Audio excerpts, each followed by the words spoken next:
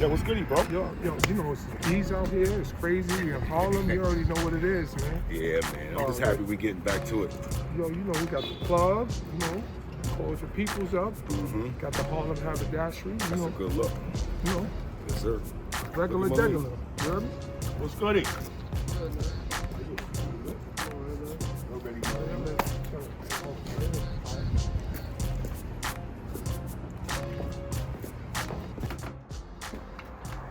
They got the nice little setup in here, too. Yeah. Back inside and outside at the same time. You heard me? Harlem Haberdashery. 5,001 flavors. Yes, sir. That's a good look. Yes, sir. Definitely a good look. Big shout out to Smooth. Big shout out to K1. Let's get ready to do what we do, baby. Hey, what's going on? E. Jones back in the building. Bottom to the top hoops. We here, man. We back at it. Yes, sir. Yes, sir. Another season. Another season, man. Introduce yourself for the people who don't know. The Black Elvis. I am here. We are in the building, ready to do what we do, like we do it for what? TV. Let's bring it back for a second, though, bro. You know, we took a little bit of a hiatus. Yes. We took time off. Now we back to work. Yeah, we deserve a vacation. That's what EPMD said. So I'm gonna say this, man. It was good to be able to take a breather. Yes. You know, a lot of things have happened since then. We'll rehash it as the show goes on. But we wanted to bring a fresh new spin, do something a little different. Yeah, definitely. You know what I mean? Definitely. Take it back to your roots. A little bit of my roots. A little basketball. You know what I mean? Yeah. And take it to Harlem. We are reported here live from the Harlem Haberdashery in Harlem on Lenox. A little bit of backstory on that for those who don't know. Who don't know? 20 years strong. Started off 5,001 flavors, designing for artists like who, L? Biggie, Yep. Fat Joe, Tracy Morgan, just everybody. Just to name a few, a bunch of rappers, actors, athletes, football, basketball. And Big shout out to God. Keep doing your thing. yeah, big shout out to Smooth. And big shout out to Smoothie. Yo, listen, man. We're gonna be, showing you different stuff as it relates to the store and a lot of cool activations that they have going on. But definitely want to shout out them for extending the venue to us and allow us to be able to tape on location. Absolutely, absolutely. So you said we're going back to the roots. You're talking about hoops, Hoops Nation. Yes. Now, Al, can I get into it for a minute? Please. So they wanted us to expand our horizons. They said, yo, change the name, make it Bottom to the Top Sports. Which one is your hat? Your hat is the hoops. You want the hoops hat? You're already snow. Okay. So what happened is, we were open, and we listened to the feedback, and they said it's going to be able to open more doors for us, which it did, right? So we reported on basketball, football, soccer, hockey, all kind of, which I don't mind, and we thought was really, really cool. And we enjoyed it. Enjoyed it, and it was educational. However, if I'm keeping it at a buck, I'm a hoops guy, right? Yeah. And I feel like I know basketball inside out. I could talk about it all day. I could watch it all day, coach it, train it, however you want to slice it. I'm back to my roots. Back to it. I'm ready to cross over and clap balls on somebody. You heard me? Yes, sir. Yo, but we want to give some recaps. And again, we bringing the show back. There's a lot of people who got at us. Yes. A lot of people who wanted to pick up the show. Yes. They wanted to, syndicate it and do all that kind of stuff. So we're in negotiation. We're in talks. We're going to be on some different platforms coming soon. But right now, in-house, Bottom to the Top Hoops. Live and direct. And check us out on that YouTube. And check us out on www.bottomtothetop.hoops.com. Big shout out to Antonio. Big shout out to Antonio. He's in the building. Yo, listen. L, now let's get into the meat and potatoes. Okay. Yo, first of all, there's a topic that we got to start with. Talk about it. They love the fact how we highlight high school students. They love the fact how we were mainstream with sports. Okay. But they said we're missing an element. We come from the streets. They like, yo, how y'all not acknowledging the street ball legends and who are the street ball legends? So I think we should give a little insight on, street ball and then like the legends. You know what's interesting? I was watching a podcast because that's what I do, right? I like to support and patronize other people's platforms as well as they do ours. So somebody was talking about street ball, and they were talking about it being global now, which it is, right? So maybe even bigger internationally than it is here. I believe so. Because the advent of street ball was in, I'm going to say New York City, right?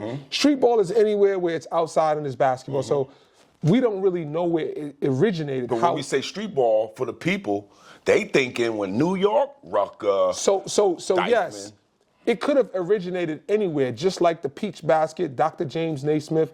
But when you talk about the origin of when it became popular, I could clearly say that New York City was the people who pushed that forward. Yes, right? Move the needle. We moved the needle. Now, with respect to that, you talk about Rucker Park, you talk about, and we're in Harlem. Dare I say, the roots of the legendary street ball, people from all over the city came here. Although there was great parks in Brooklyn and in the Bronx, where we're from as well. But Harlem, when you talk about King Towers, when you talk about Mount Morris Park, when you talk about Rucker Park, we talk about 139th Street and Lenox Ave, right down the block from here. Those were parks where guys made their name and their fame. And made a few dollars. All right. Don't forget that part. So New look. York. All right. I'm going to do you like we do the guests on the show. Okay. Give me one of your favorite street ball legends. Hands down, Joe Hammond. Joe Hammond, big shout out to Joe. One of mine is Daryl McDonald, D-Mac. Give me another one. D-Mac, wow. Let's see. Homicide. Homicide, God bless. Rest in Rest peace. in peace, Homicide. Corey Homicide Williams. And I want to give context real quick before we go any further. Please. When we talk about these people, we talk about Joe Hammond, right, who was drafted into the NBA, played in the ABA, played in the Eastern League, one of the 50 greatest to ever play in New York City.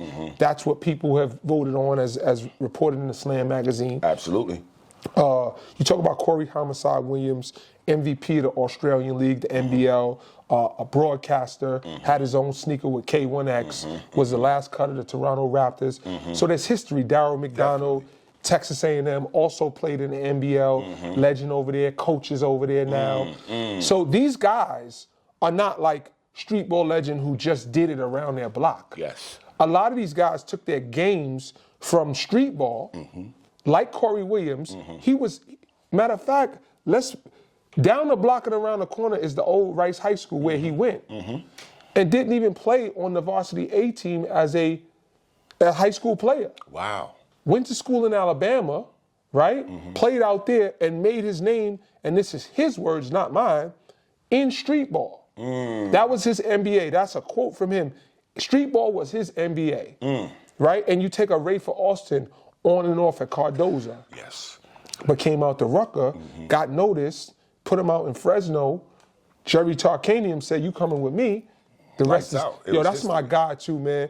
And Reese Austin, Rafer's son, watch out for him. He's up next. 6'3" sophomore. Ooh, killing 6'3". it right now. Big shout out to Rafer. I remember little lads. Let me tell you something about Rafer Austin.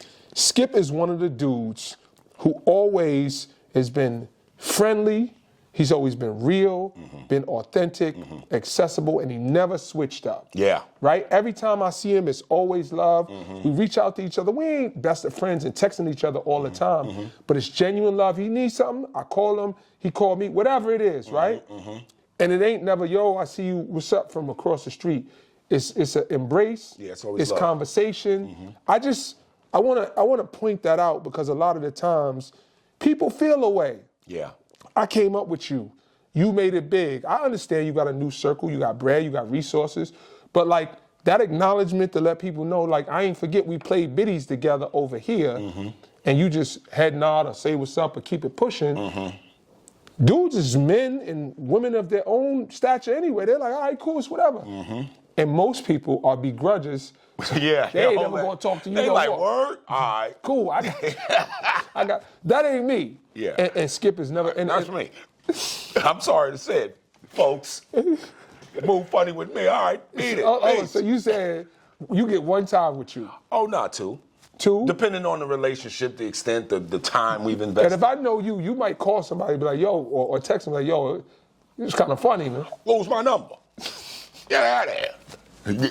You got to be on it that way. You know what? In my older years, what I realized is I have a spirit of forgiveness. Okay. And I'm trying to grow and understand and realize that people, they might have their own struggle. I don't know what they're going through. And it could be that they just funny money. Yeah. I'm going to just pray for you. That's it. That's where I'm at now. That's it. You know what I mean? And I don't mean I like it or I'm accepting it. Yeah. But what I realize is that energy that happens, it's going to stay with me. Yeah. You know what I mean? I'm going to forgive myself first and then forgive them after. I hear that. So street ball. Yes. We got legends. All right, let's narrow it down because, I mean, there's tons of I feel like it's some kind of top 10, top 5. Oh, you hear it coming. I hear it coming. Because, I mean, top 10 is a little... Yeah. So we're going to do top 5 street ball players of all time. Top 5? Top 5 of all time. Comment. I need you to hit us up on Instagram. I need your opinion on this so we can double back and see what the people got to say about this street ball. Top 5. So you testing my metal and my history. Perfect person to do it to. All right, so let's start with Joe Hammond. Got to start with Joe Hammond. Let's start with Joe Hammond. First of all, you guys got to check out that exclusive interview of Joe Hammond. Yeah. When we was there, what was that, the Hall of Fame? Yeah, New York City Basketball Hall of Fame. Big shout out to Sean Couch. Big shout out to all of the people involved with that, who put that together at the Barclays Center. It was a dope event. Reporting here live from the New York City Basketball Hall of Fame, we are here with basketball greatness, recent Hall of Fame inductee, Joe, let's call it right, the Destroyer Hammond. Okay. Congratulations, my brother. How you feeling? Great. So, we know all about the accolades. We know about all of the things you did in New York City. Can you identify what was your best moment as a basketball player? You had a lot of them. Well, I'm gonna tell you a real exciting moment. Okay. Was at Fordham University. Okay. It was a Rucker All-Star game, Oh, wow. and I had scored 51 points, won MVP and high score. And I was downstairs. The next game coming up was the NBA All-Star game. Okay. And the coach of the ABA came down the locker room, Teddy Jones, and he had a red uniform in his hand. He looked at me and said, Mr. Hammond, would you like to play? I said, I just played. I didn't know what he was talking about. I said, I just played. I'm going upstairs to watch the ABA NBA All-Star game. He said, no, Mr. Hammond, what I want to ask you is, you can play with the ABA team. I'm the coach. My name is Teddy Jones. I said, I can play the ABA team? He said, and here's your uniform right here. I had a blue one on. I took it off real fast and put the red one on. And you got 51 again? And went upstairs. Connie Hawkins and them was throwing them down. Boom, they was playing the ABA. Yeah. And they start saying, out the box. Out the box is like when you jump. Yeah. Don't touch the inside of three-person lane, second lane. That's for rare air. I'm with you. You know what I'm saying? So I start cradling him and dunking him, woo, over my shoulder like that. Game started. Yeah. Teddy Jones said, I can't start you because you just played. When he did that, I was like, you ain't used to coming off the bench. And I ain't used to no bench. But listen. Let's get to that. Okay, so now listen to this. Pablo Roberson and Freddie Crawford was out there. Monroe and R.C. Clark. Understood. Monroe's a little taller than Pablo. Pablo's like 5. He was spinning and taking the jump over. Yeah. So the quarter was up. He looked down the bench and said, Joe, like I told you, I couldn't put you in, but now you're in there. Go get Pablo and pick Monroe up. Yeah, there you go. I scored 50 that game and won MVP and a high score. So the guy that was 51 then 50. 51 then 50. Both MVP, both high You scores. was Bernard King before Bernard King. Man, Bernard King is a real deal too. Of course. You know that. Let me tell you something, Joe. This is the first time I formally met you. I've studied the game and I've studied your game. First of all, I want to say thank you. Let's break down the criteria though. Are these street ball players who also played in the league? No. Oh, okay. Just street ball players that built their name in the street and got credible through the streets. And never played in the league. But never played in the league. Could have played overseas. Could have played overseas, absolutely. All right, so you got one. You want me to just go or you? No, we can go back and forth. Go ahead, go for it. I said Joe. You got Joe. I got Joe. I'm gonna go with Earl the Goat Manny Goat. That was another one I was gonna go with. Come on, give a little history on Earl the Goat Manny Goat. Well, Earl the GOAT, another Harlem guy, came up under Bob McCullough, Each One Teach One. Hold on, I gotta stop. Big shout out to Bob McCullough, man. He's a good dude. I've seen him change lives. I remember when I was a kid, get over here. Yeah. Big shout out to Ali Edinburgh. Who's that? Yeah, before Bob McCullough was Ali Edinburgh. See, you're a little older. You're showing his age. Yeah, I'm just a historian. These are the people that Earl Manigault came up. Yo, man, let me tell you something. It was athleticism along with being able to play inside, outside, heart, toughness, willingness to win, and he got it done at a high level and always made people better. Yeah, that's what it's about at the end of the day. Winning, man, because people talk about street ball. You know, let me say this, man. And people don't, they don't give enough credit. But when you talk about street ball, I think about people like Mousy, right? I think about people like O.G. Wan.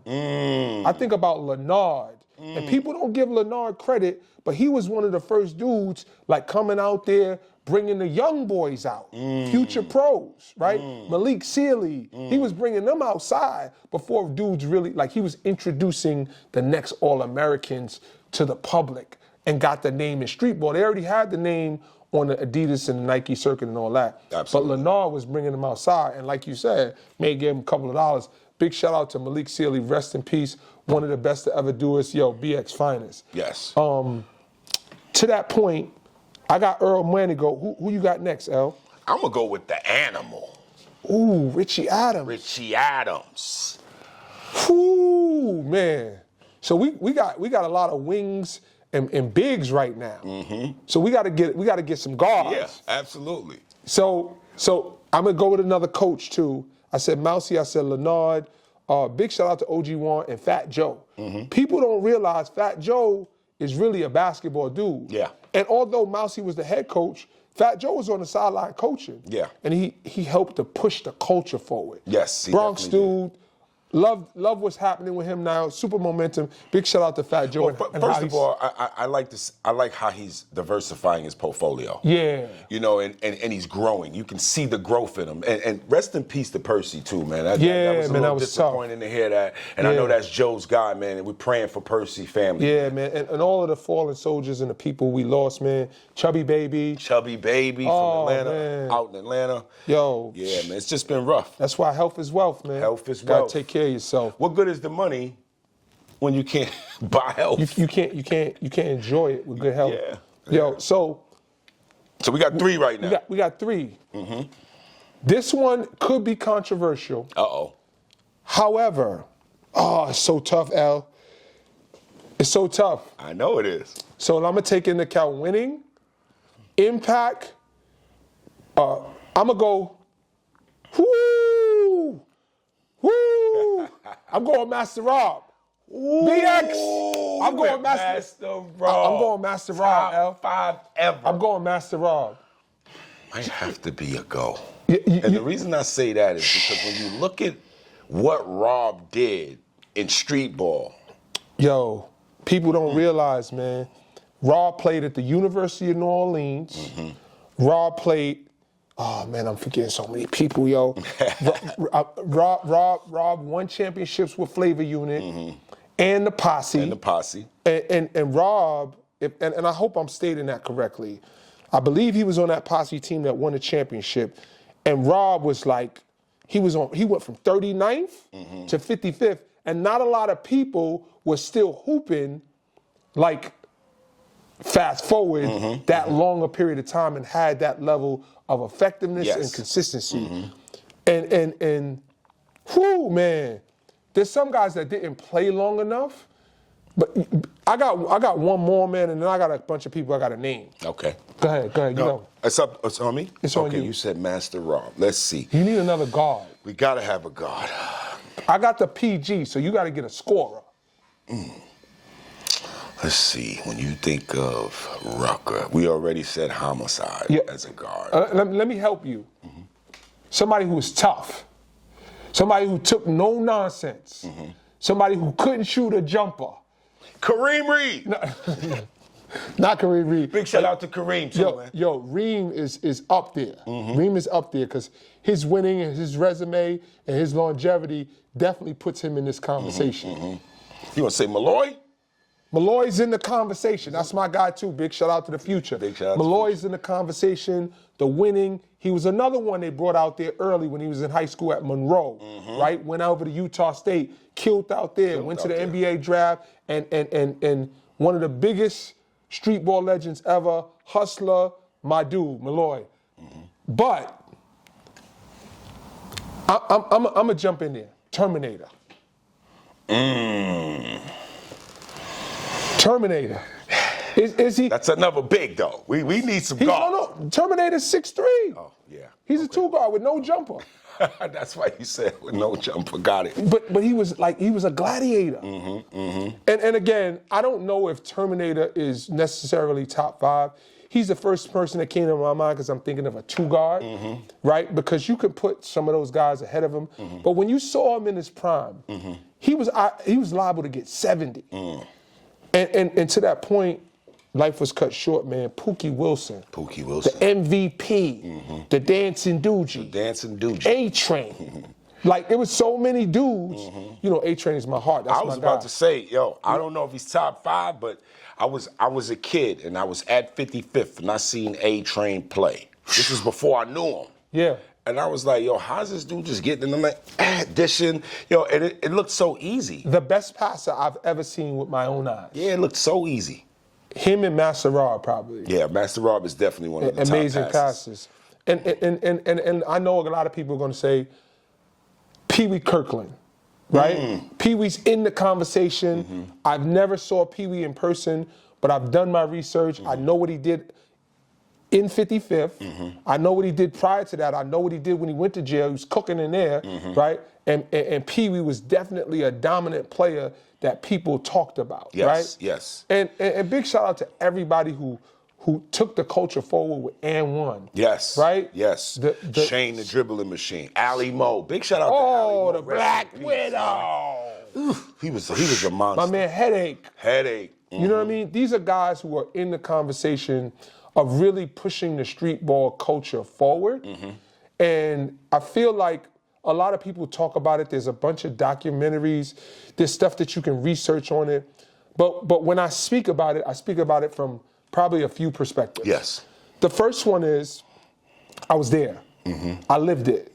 I saw Dominique Wilkins come out to 139th Street in Lenox. I saw that with my own eyes. I can say I was there. I saw the Green Jaguar. I saw the Red Brooks.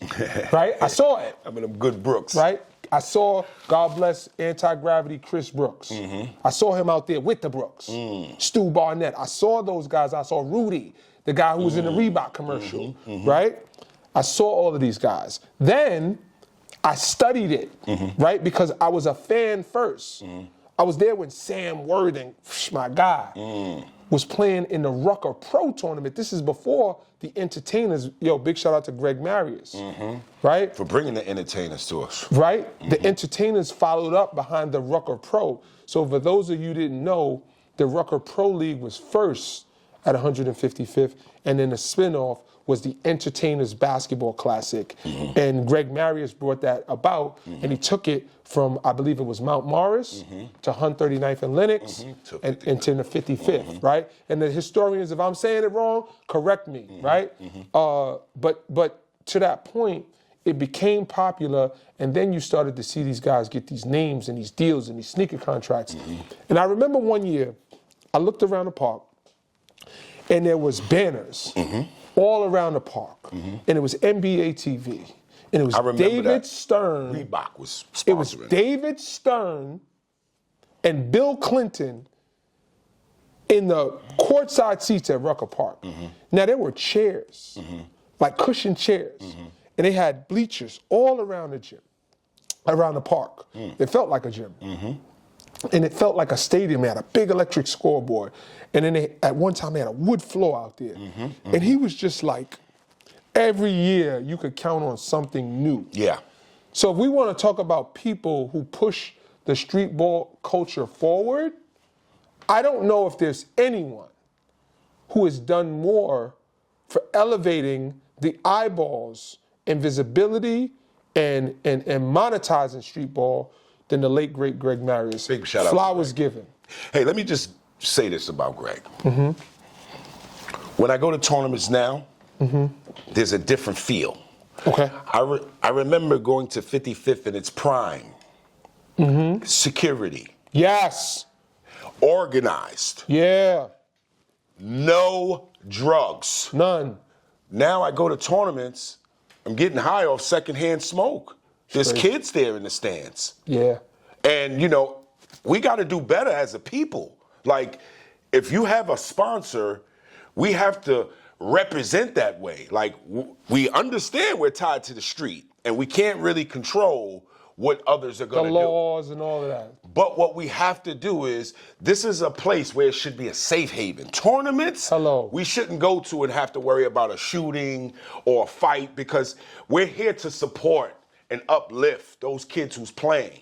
And I really, really want to give that man his flowers, even though he's gone. Rest in peace to Greg, because I respected that, because now when I look at tournaments, they're at the level Greg was, but they're not the professionalism Greg had. Hold on. We're not going to do at the level Greg was. Okay, excuse me. Competition, not the same. Not getting the pros out like he did. Yeah, yeah. Not the level of visibility and television coverage. That is true. Nobody's reached. But if you look at it, because of the professionalism, it opened doors for him to be able to get a TV deal. Correct. When you look, they can't had go to- to Dykeman, I'm sorry.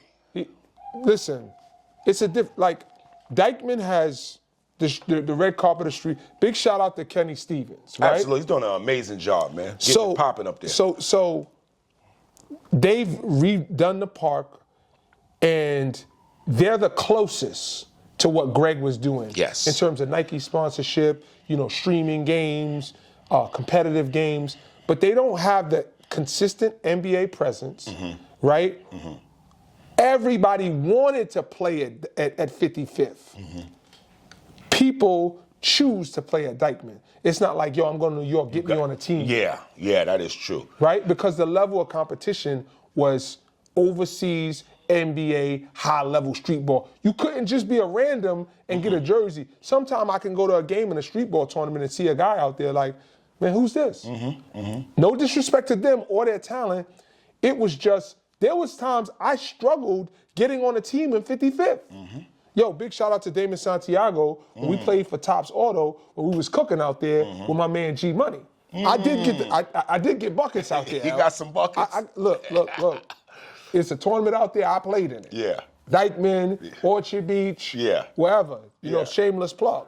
I got a few of them buckets too. You heard me? Hey, ain't you retired? Yo, June 15th. Shut it down. Officially, the general manager and vice president of the world famous Harlem Wizards. That's what's up, You heard man. me? Good to hear, man. So I sit in this space now humbled at the fact that, think about this for a second. We're talking about street ball. We're talking about the forefathers of the game. But it's all a parallel. Yes, it is. Street ball, entertainment, basketball. It is. Sam Worthen, Speedy. I was going to say, we might have missed Speedy. Big shout out to Speedy. Great player, former teammate. And here's what I'm saying. Those are the people that brought me in. So if there was no street ball, if there was no need for the entertainment side of basketball, if people wasn't really like excited about these personalities, and now when you bring in a guy who's in street ball that's in movies, that elevates the Wizards, and now our guys are getting so much opportunity because of what Master Rob did, because of what Greg Marius did, and they don't know it. But the truth of the matter is, and all of these platforms have Greg Marius and the forefathers of the game to thank for their benefit and all of the spoils that came with being a street ball legend. We don't take anything away from what people did. We don't take anything away from their accomplishments. All I'm saying is when you do well, it's important to know the context of how you got here. Got it. And now, there's two things you have to do, in my opinion.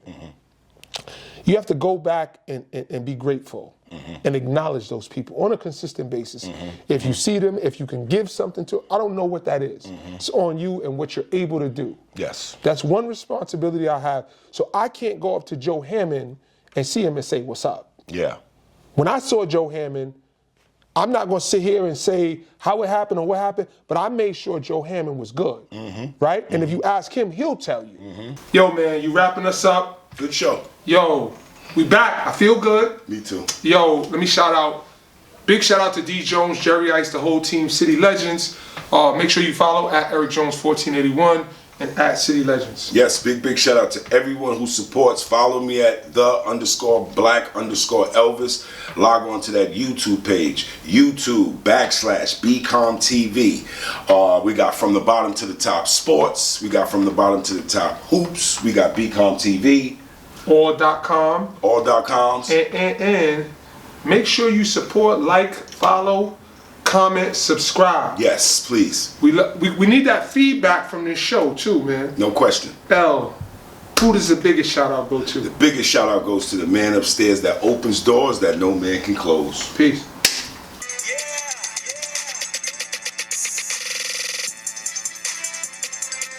Yeah.